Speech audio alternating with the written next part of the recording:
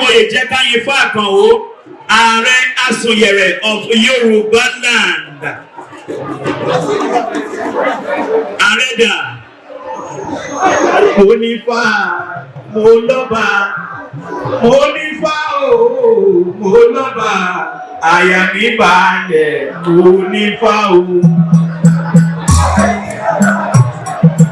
Aare Jekayinfa. Eléyìí ni ó jẹ́ award tó last. Ṣé rí orin tí gbogbo èèyàn káàmù ní beauty pageant yẹn lò látẹ̀kọ́ yẹn? Bàbá tó kọ́ ni. Ṣé rí lẹ́yìn tẹ́ ń lò iná? Bàbá tó kọ́ ni ọmọ Ògbómọ̀ṣọ́ dẹ̀ ni wọ́n. Most àwọn tracks tẹ máa ń gbọ́ níbi àwọn movies tó jẹ́ ti Nollywood yẹn. Tó bá jẹ́ ti culture, Aare Jekayinfa ni gbogbo. Ẹ̀yin ní tíátà ẹ ṣe wo, èyí tá ń pàrọ̀ Ògbómọ̀ṣọ́. Àjàmbàdàn ẹ ṣe wo. Ẹ lọ máa bá bàbá celebrate later. Thank you.